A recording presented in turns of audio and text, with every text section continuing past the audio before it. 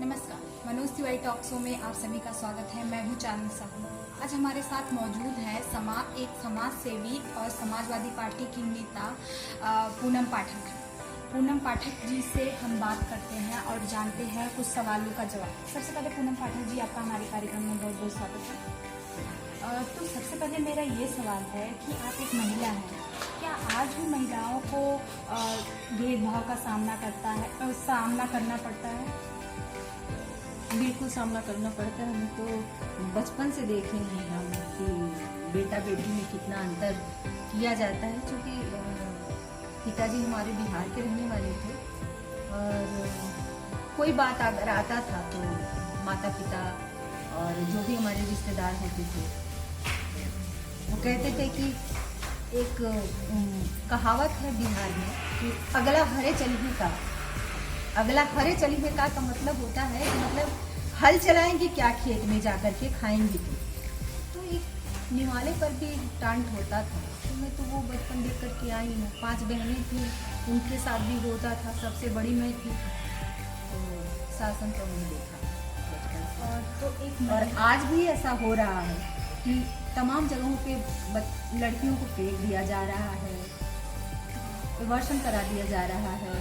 उनको पढ़ाने लिखाने में भी नहीं, वो काम करने के लिए भेज देते हैं लोग। तो तमाम तरह की है समस्याएं। उनको शिक्षित होना लड़कियों का बहुत ज़रूरी है इस दौर में। जब तक लड़कियां शिक्षित नहीं होंगी तब तक ना तो घर का विकास होगा ना ही देश का विकास होगा। इस पर ज़रूर काम करना चाहिए समाज में। आप एक महिला हैं और आप एक समाज सेवी भी हैं, नेता भी हैं। तो एक महिला को समाज सेवी के रूप में काम करना कितना कठिन होता है? बहुत कठिन होता है। घर वाले भी ऑब्जेक्शन करते हैं, माता पिता भी ऑब्जेक्शन करते हैं, भाई बहन भी ऑब्जेक्शन करते हैं, हर कोई ऑब्जेक्शन करता है। जहाँ तक मेरी बात है, मेरे साथ भी ऐसा है। हमने कहा है भाई हम समाज में निकल रहे हैं और आप लोगों को मैं विश्वास दिलाती हूँ कि अगर बुरा हमारे खिलाफ आएगा तो आप मत निकलने देना।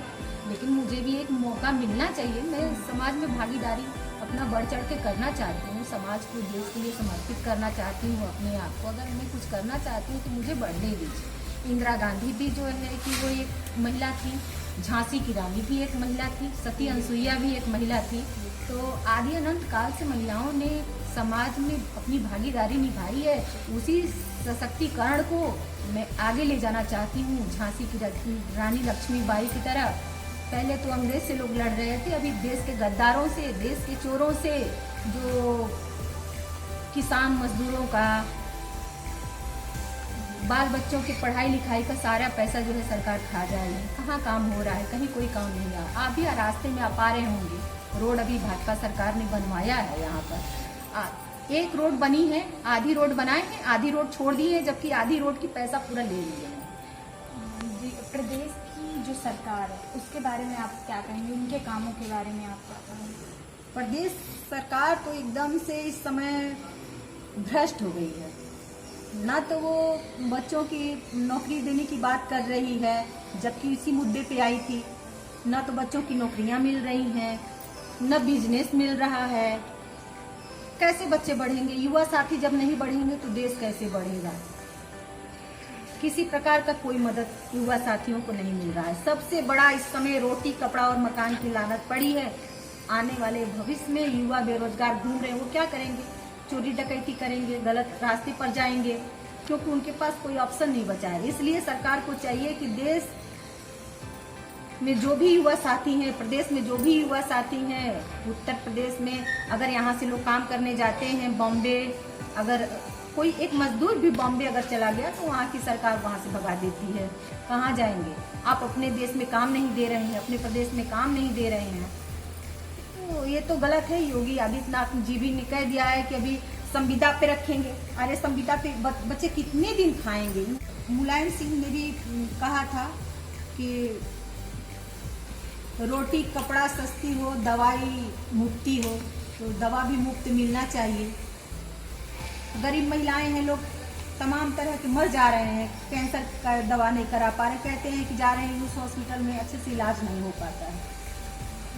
और आप ये बताइए मुझे कि आपने राजनीति में आने का फैसला कैसे किया, आपने मन कैसे बनाया? क्या कोई आपका बैकग्राउंड राजनीति था या समाज सेवी आपके घर में कोई था? राजनीति में जहाँ तक बात है, मेरी माता जी नेता थी, भाजपा की नेता थी। कल्याण सिंह के ज़माने में उन्होंने 25 साल तक उन्होंने सेवा की है भाजपा सरकार की। और भाजपा सरकार की सेवा करने के बावजूद उन्होंने 25 साल अपने जीवन का दिया। हम 5 बहन 2 भाई थे और 5 बहन 2 भाई को संभालते हुए भी मेरी माता जी ने भाजपा सरकार की सेवा की है। आपसे क्या बताएं, बस भर भर करके आंदोलन में ले जाती थी और महिला पुरुष जाते थे, उनके खाने की व्यवस्था करती थी। हम लोग छोटे छोटे थे, हम लोग को भी किस तरह से संभाल करके किस तरह से करके जाती थी आप समझ सकती हैं। 5 बच्ची और 2 बेटे जिसके हैं, 7-7 बच्चों के साथ साथ एक सामाजिक महिला कैसे समाज को मेंटेन करती होगी आप समझ सकती हैं। और मेरी मम्मी जो है भाजपा सरकार में भाजपा के सिंबल से पार्षदी का चुनाव लड़ी थी। 15 साल तक लगातार जो है वो सभासद रही थी सोनभद्र में, प्रभावती पाठक। और उनका मर्डर हो गया और ये भाजपा वाले कोई नहीं आया हमारे दरवाजे पर कि हमारी एक पार्टी की नेता थी, हमारे पार्टी को अपना समय दी है, हम लोगों के लिए समय दी है, तभी हमारी सरकार आई है। और लेकिन किसी ने नहीं आया और मुझे उस समय बहुत कष्ट हुआ और घृणा हो गया मुझे कि ऐसी सरकार, ऐसा संगठन बहुत बेकार है। जिनके बच्चे रो रहे हैं उनके दरवाजे पर कोई नहीं आया।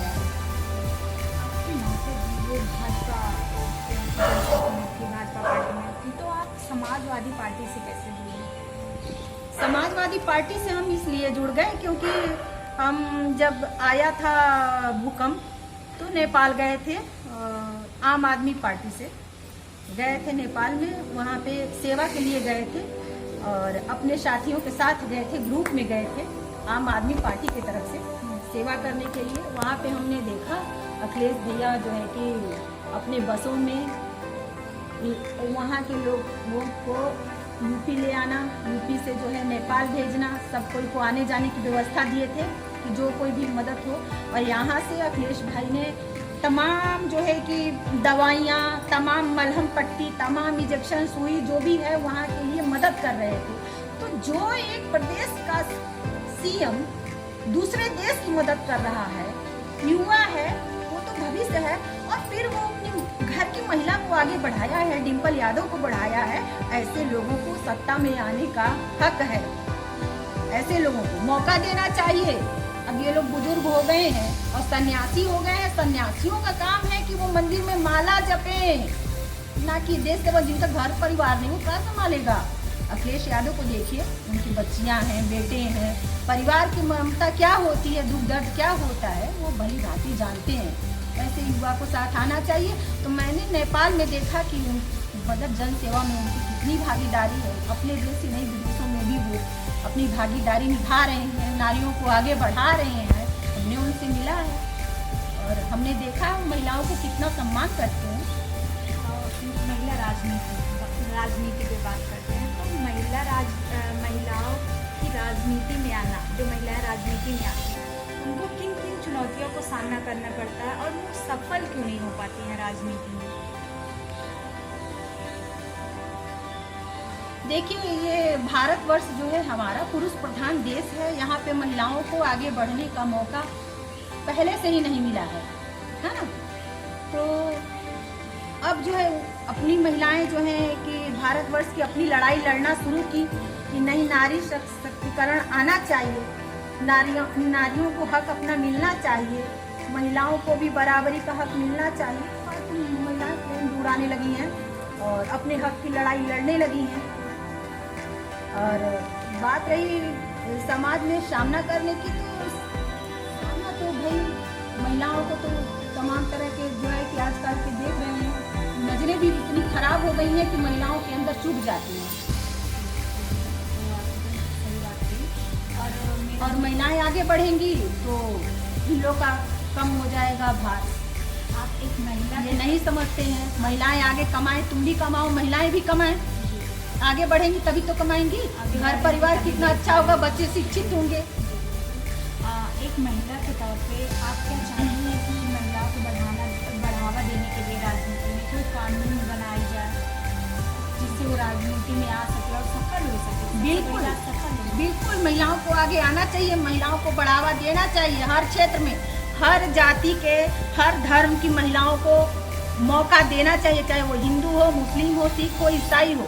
सभी महिलाओं को बराबर का सम्मान भारतवर्ष में मिलना चाहिए। दूसरे देशों से सीख लें। जब तक महिलाएं शिक्षित नहीं होंगी, जब तक महिलाएं अपने पैर पे खड़ी नहीं होंगी, तब तक देश का विकास नहीं हो पाएगा। न उनके घर का विकास होगा, न देश का विकास होगा। महिलाओं पर के काम लिए- करना चाहिए। महिलाओं के लिए आपके मुद्दे क्या हैं उनके विकास के लिए? महिलाओं के विकास के लिए हमारे पास यही एक मुद्दा है कि महिलाओं को पहला नंबर शिक्षित किया जाए। महिलाओं को जहाँ पर भी नौकरी दिया जा रहा है पुरुषों को, वहाँ पर बराबर हिस्से में महिलाओं को भी आरक्षण दिया जाए। महिलाएं भी बराबर की भागीदारियां हो। और जो भी हमारी माताएं हैं जो डिलीवरी केस में हैं, चाहे जैसी वो उनकी फ्री में इलाज हो, अगर वो बच्ची का जन्म देती है तो उनको पैसे उपहार में दिया जाए, जिससे वो कम से कम ये नारी हत्या, भ्रूण हत्या हो रही है ना, ये बंद हो जाएगा। आप समाजवादी पार्टी से आपने आजीवन सदस्यता ली है। जी, बुलेटिन सदस्य बने हैं हम। तो आप विधानसभा चुनाव लड़ेंगी या लोकसभा? देखिए, चूंकि हम यहाँ प्रयागराज के रहने वाले हैं, हमारा यहाँ हर जगह घर द्वार सब कुछ है, हमारे नाते रिश्तेदार हैं सब कोई। और लोकसभा के लिए भी हम पहले जिले में काम कर चुके हैं, जिलाध्यक्ष, महिला जिलाध्यक्षा के रूप में। तो हर विधानसभा में हमारी पकड़ है। और हम तो मौका अगर देगा कोई तो हम पत्थर पे भी घास जमाने का काम जानते हैं, क्योंकि हमने 22 साल जो है यहाँ यूपी में और इलाहाबाद में हमने अपना जीवन दिया है और समाज सेवा दिया है। 2022 का चुनाव आने वाला है और आप सोनभद्र से भी आप संपर्क में, सोनभद्र में भी आप जो आपका जो काम का क्षेत्र होगा विधानसभा का, वो कौन सा क्षेत्र होगा काम का? देखिए, चाहे प्रयागराज हो या सोनभद्र हो, दोनों हमारे लिए एक बराबर है। एक तो हमारी जन्मभूमि है सोनभद्र, जहाँ हमारी माता जी इतना समय अपनी जन सेवा में दिया है। और जो है कि प्रयाग में भी हमने खुद अपना सेवा यहाँ पे दिया है। तो 22 साल हमने प्रयाग में दिया। उसके बाद अपना जीवन जो है हमने वहाँ जन्म लिया। जो माता जी थी उनके साथ हम लोग भी लगे थे। सभी भाई बहन संघर्ष कर रहे थे वहाँ पे, क्योंकि घर में जब बच्चे माँ नहीं रहती है तो वो भी एक तरह का संघर्ष ही होता है। तो माता जी जब हमारी समाज सेवा में निकलती थी तो हम लोग घर में संघर्ष करते थे। प्रयागराज के सहपक्षमी में नीचा सिंह समाजवादी पार्टी से और पूजा पाल जी हैं और रमाकांत पटेल जी हैं। उनके सामने आप अपने आप को कहाँ पर देखते हैं? आपकी तैयारी अपने आप को? देखिए, रमाकांत पटेल जी अब आवेदन कर रहे हैं और ऋचा सिंह जी आज आवेदन कर रही हैं, अब आवेदन कर रही हैं 17 से मान लीजिए। और रही पूजा पाल जी का, तो उन्होंने अपने पति की मृत्यु को भुनाया और जो यहाँ की जनता ने उनको इतने साल दिए, उन्होंने राज किया, तो जितना उनका सहानुभूति था, जनता ने जितना उनके साथ दुख था उसको उन्होंने भरपाई कर दिया है यहाँ की जनता ने। और उनके समय भी उतना काम यहाँ पर नहीं हुआ था, तमाम आंदोलन हो रहे थे उनके विरोध में भी।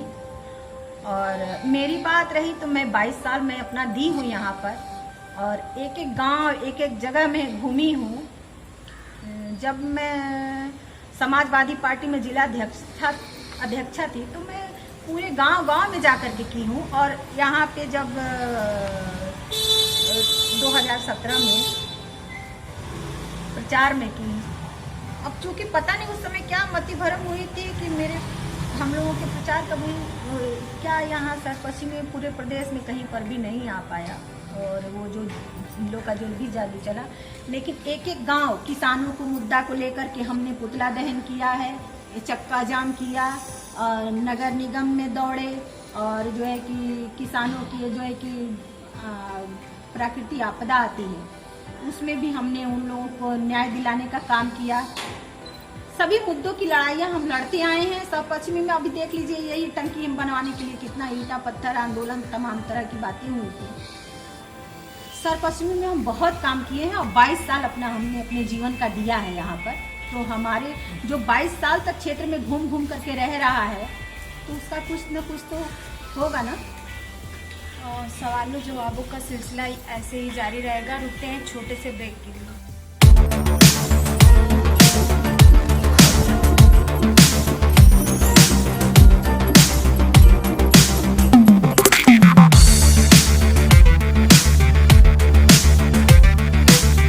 ब्रेक के बाद आपका एक बार फिर से स्वागत है।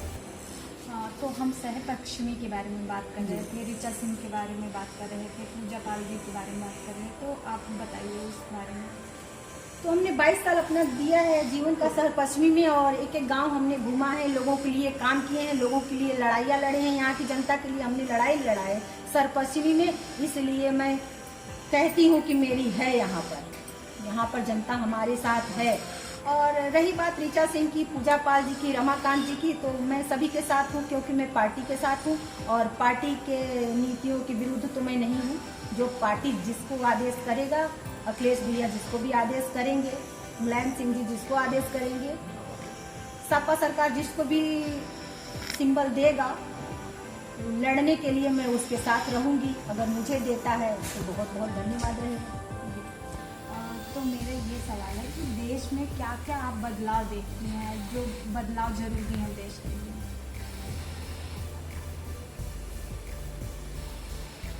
देश के लिए सबसे बड़ी बदलाव जरूरी है इसलिए कि युवाओं को पहला नंबर रोजगार मिलना चाहिए, महिलाओं को सम्मान मिलना चाहिए और शिक्षा बहुत ज़रूरी है। शिक्षा पर काम करना चाहिए देश को और हॉस्पिटल की व्यवस्था चाहिए, कॉलेज की व्यवस्था चाहिए, हर जगह पे कंपनियां होनी चाहिए, जहां कंपनी बन रही है वहां के लोकल लोग होने चाहिए।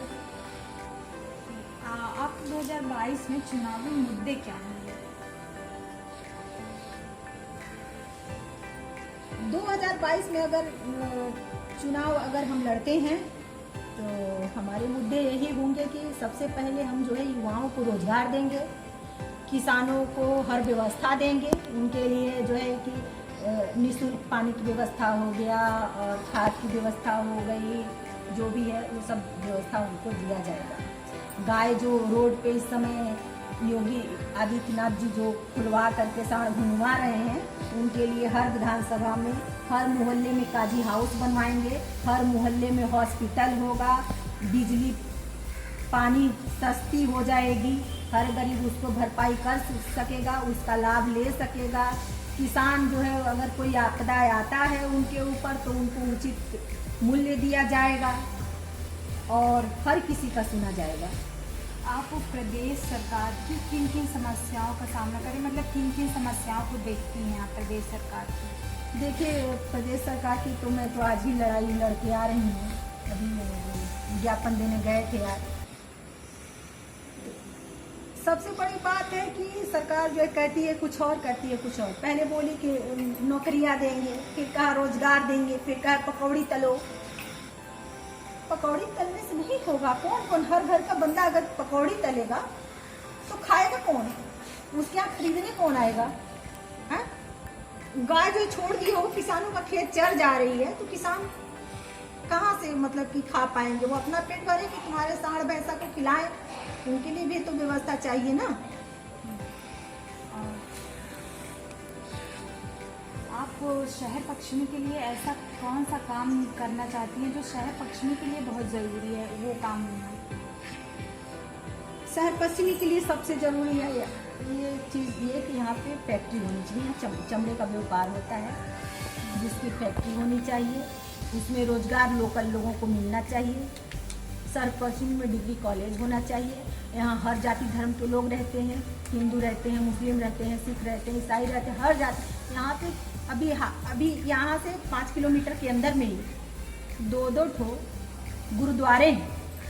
तो ये तो शहर पश्चिमी ऐसा एक जगह है कि जहाँ पे हर तबके के लोग रहते हैं, तो उन सबको सबसे बड़ी रोजगार देना चाहिए। और जो किसान हैं इनको, ये किसानी क्षेत्र भी है, थोड़े गांव भी आते हैं इसमें, तो उनको भी किसानों का भी थोड़ा ध्यान रखना चाहिए। मेरा आखिरी सवाल ये है कि आप अपने क्षेत्र की जनता को क्या संदेश देना चाहते हैं? अपने क्षेत्र की जनता को हम यही संदेश देना चाहते हैं कि सपा सरकार को 2022 में लाइए, विधानसभा में जिताइए। आने वाले चुनाव में सपा सरकार आए, अखिलेश भैया सीएम बने, और अगर वो जीतते हैं तो उनकी जो भी समस्याएं हैं जनता की, हम उन तक पहुंचाएंगे ले जा कर के, और उनका काम हम करवाएंगे। अगर ना करवाएं तो हम तो बगल में हैं, हमको मारो आप, हम तैयार हैं। लेकिन हम समर्पित हैं काम करने के लिए। आप सर्व पश्चिमी के लिए समर्पित हैं, पूरे प्रयाग के लिए समर्पित हैं, इस देश के लिए समर्पित हैं, और समाजवादी पार्टी के लिए समर्पित हैं। जी, आपका हमारे टॉक शो में बात करने के लिए बहुत बहुत धन्यवाद। आज हमारे साथ मौजूद थी समाजवादी पार्टी की नेता और एक समाज सेवी पूनम पाठक जी। पूनम पाठक जी ने बताया कि वह अपने जनता के लिए हर संभव प्रयास करेंगी, हर संभव उनकी समस्याओं को दूर करने का काम करेंगी, और 2022 में रोजगार देने के लिए काम करेंगी और किसानों पर काम करेंगी। हम आगे भी आपको ऐसे ही जनप्रतिनिधि से मुलाकात करवाते रहेंगे। तब तक के लिए दीजिए मुझे इजाज़त। अगर आप यह वीडियो फेसबुक पे देख रहे हैं तो हमारा पेज लाइक करें, अगर यूट्यूब पे देख रहे हैं तो हमारा चैनल